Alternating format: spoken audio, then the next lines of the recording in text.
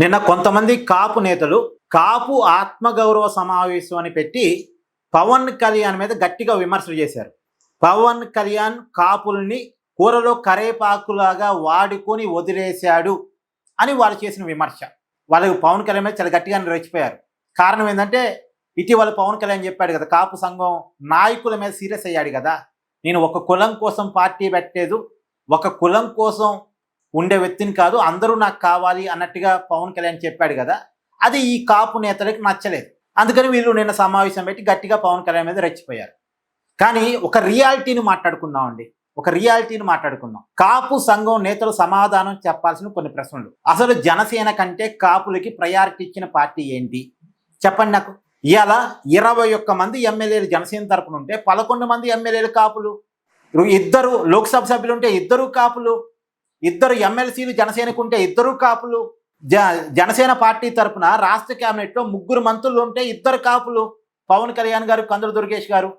ఇంకా ఇంతకంటే కాపు సామాజిక వర్గానికి గుర్తింపు ఎక్కడ? ఇవాళ ఏకైక డిప్యూటీ సీఎంగా పవన్ కళ్యాణ్ ఉన్నారు.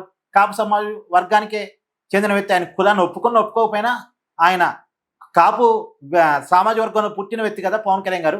ఈ ఇంతకంటే గౌరవం ఇంకేముంది? ఇవాళ చంద్రబాబు నాయుడు గారి ఫోటో పక్కన ప్రతి గవర్నమెంట్ ఆఫీసులో పవన్ కళ్యాణ్ గారి ఫోటో ఉంటుంది.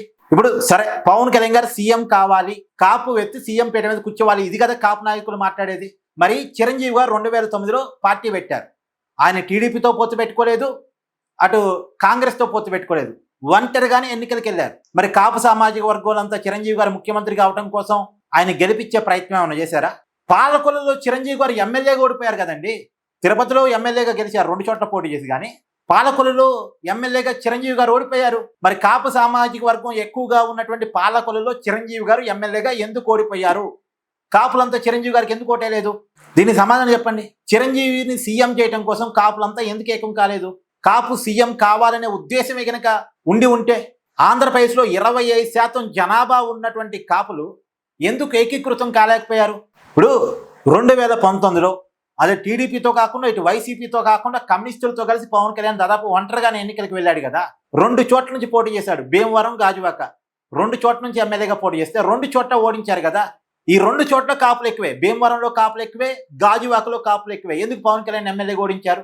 సరే, పవన్ కళ్యాణ్ గారిని ఓడించారు, అది పక్కన పెట్టండి. జేడీ గారు కాపు సామాజిక వర్గానికి సంబంధించిన ఐకానిక్ పర్సనాలిటీ, ఆయన ఎంపీగా పోటీ చేశారు వైజాగ్లో, ఆయన్ని ఓడించారు. అప్పుడు పవన్ కళ్యాణ్ గారు గ్రౌండ్ రియాలిటీలోకి వచ్చి, వాస్తవ దృక్పథంలోకి వచ్చి 2024 ఎన్నికల కంటే ముందు ఒక డెసిషన్ తీసుకున్నారు. వైసీపీ అధికారం నుంచి దింపాలి అంటే టీడీపీతో కలవాలి. ఎందుకంటే వైసీపీ ఎందుకు అధికారంలో వద్దు అంటే అది రాష్ట్ర ప్రయోజనాలకు విరుద్ధమైనటువంటి పార్టీ, విరుద్ధమైనటువంటి ఆలోచనలు ఉన్న పార్టీ. జగన్ అనే వ్యక్తి నెగిటివ్ మైండ్ సెట్ ఉన్న పార్టీ నాయకుడు. కాబట్టి జగన్ని అధికారం నుంచి దించాలంటే ఒక్కడితో పని కాదు, టీడీపీతో కలవాలి అని ఒక డెసిషన్ తీసుకున్నారు. ఆ డెసిషన్కి కట్టుబడి ముందుకెళ్తున్నారు. తప్పేంటి ఇక్కడ? రాష్ట్ర ప్రయోజనాల కోసం.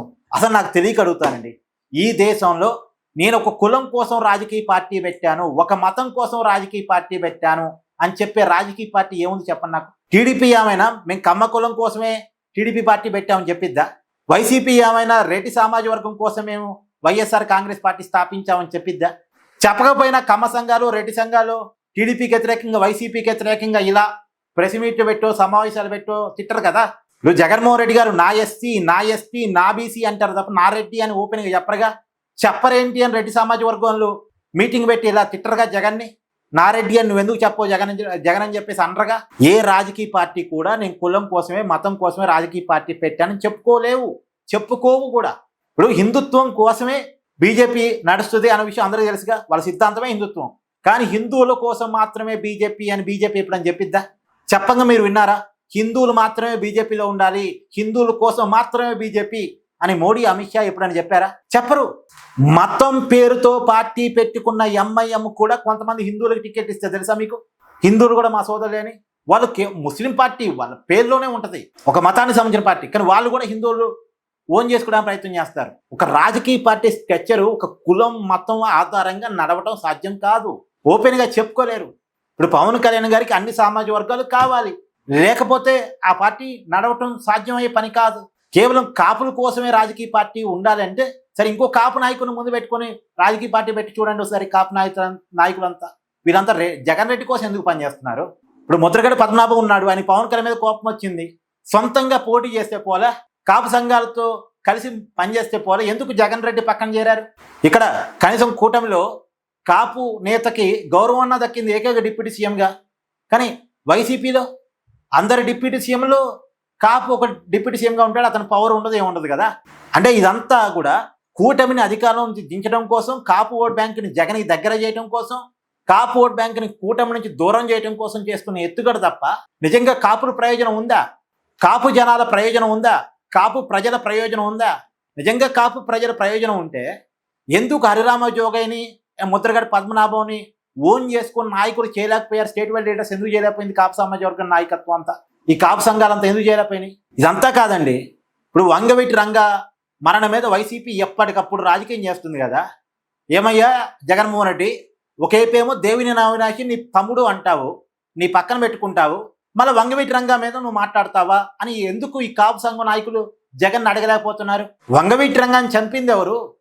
ఆ దేవినేని కుటుంబం వారసత్వం దేవినేని అవినాష్ వైసీపీలోనే ఉన్నాడు కదా. దీన్ని ఎందుకు ఎవరు పాయింట్అవుట్ చేయలేకపోతున్నారు?